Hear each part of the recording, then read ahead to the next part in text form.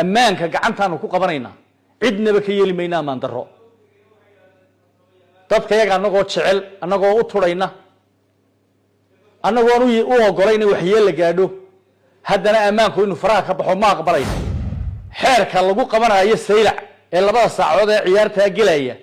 maxaa boorame loogu gubaya maxaa yaala boorame waa caasimadii gobolka waa caasimadii quruxda waa caasimadii nabadda waa caasimadii Somaliland ka soo aasaasantay dadweynaha sharafta leh ee reer boorame waxaanu leenahay waxa aad diidaysaan si salmiya iyo mudaharaad salmiya waa ku diidi kartaan cid idin diidi kartaa ma jirto dastuurka idin ogol laakiin fawdo lama ogolaanayo dalku fawdo ma gelayo maanta ay taariikhdu tahay 5 bisha 12aad 2025 oo maalin jimca waxaan doonayaa halkan inaan kaga hadlo xaaladda ka taagan gobolka Awdal gaar ahaan magaalada madaxda boorame dadweynaha kacsan ee ilaa xalayto ku mudaharaadaya boorame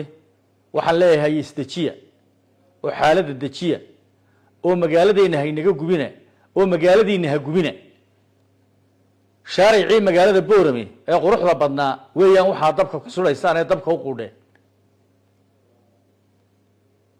dadku wax buu diidi karaa wuu mudaharaadi karaa laakiin hantida la gubo maaha hantidii dawladda la gubaya ee ummadu lahayd hantidii gaarka loo lahaa baa la gubaya waxba looma aaba yeelayo ciidamada ammaanku arrintaa u dul qaadan maayaan ammaanka gacantaanu ku qabanayna cidnaba ka yeeli maynaa maan daro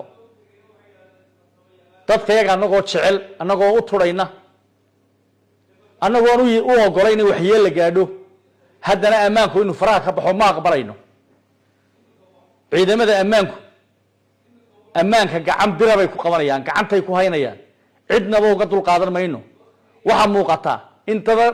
in dadyow dana gaara leh ay ku dhex dhuumanayaan dadka oo gubaya oo dab sudaya calankii qaranka jamhuuriyadda Somaliland ee la ilaaha illa allah maxamedur rasuulullah ku qorayd kama yeelayno waxa ku dhex jira dad boobaya hantidii ummadda oo burburinaya oo aan maxay ahayd turaynin oo baankii hantida ummaddu taalay boobaya oo maxay ahayd dab ku shidaya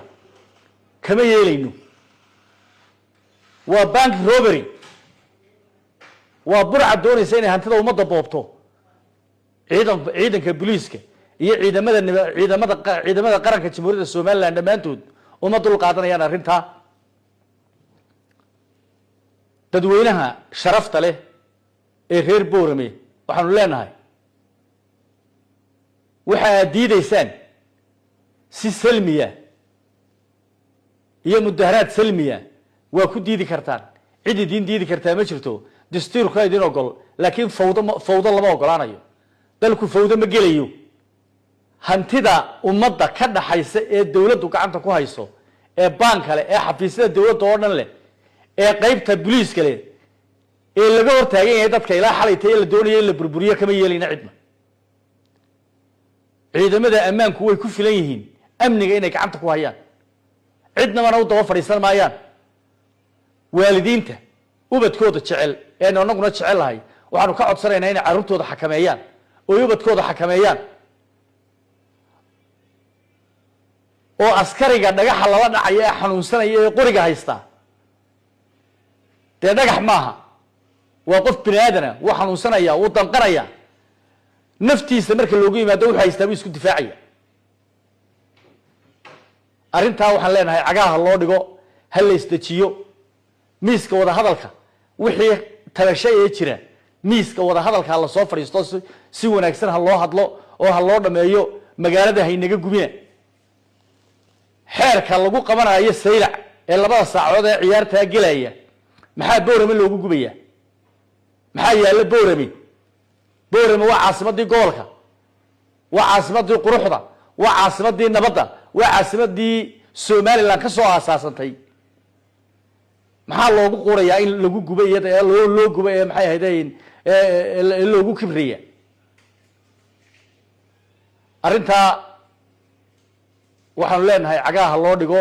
waayeelka iyo waxgaradka iyo ningarboodka iyo odayaasha iyo dhaqanka iyo salaadiinta reer Boorame waxaan ka codsanaynaa inay arrinta xagaa dhulka u dhigaan oo dhalinyarta xakameeyaan oo wixii tabasho miiska wada hadalka la soo fariisto oo tabashada lagu dhameeyo wada hadal lagu dhameeyo ciidamada ammaanku goobaha dawladda iyo hantida ummadaba iyaga ka mas'uula way difaacayaan dibindaabiyo ogolaan mayno illa booba ka ogolaan mayno baankii baa la gubay oo dab la suray oo la doonaya hantida taala in la boobay ummadda mudaharaad ma taasoo waxa weeyaan waa burcad weey bulshada ku dhex dhuumanaysa arrintaasuna ma qurux badna waxaan mar labaad ku celinayaa waalidiinta waxgaradka iyo odayaasha iyo dhaqanka iyo salaadiinta inta waxaan ka codsanaynaa in arrinta dejiyaan oo cagaha loo dhigo oo si wanaagsan oo bilaa caadifada loo soo fadhiisto miiska oo wixii wada hadal miiska lagu dhameeyo sidii horeba waa jirtay arrinta waxaan ku soo gabagabeynayaa ciidanka ama ciidamada kala duwan ee qaranka Jamhuuriyadda Soomaaliland wixii waxyeello ka soo gaadhay dhacdada Boorame waxaan leenahay Allah u boogadhayo hawshiinii qaran ba haysateen kuwa ku jira hawshana waxaan leeyahay waa dadkeenii oo kacsan waynu u turaynaa sharcigana waynu ku qabanaynaa wixii gafa sharcigeenu ku qabanaynaa dadka ku dhintay shaqaaqada ehelkoodii iyo qaraabadoodii waxay leenahay samiriye iimaan Allah inaga siiyo dhamaanteen laakiin aan xakamayno oo inta hadhay aan u talino oo yaanay halka aynu ku dhaaf. Assalaamu alaykum wa rahmatullahi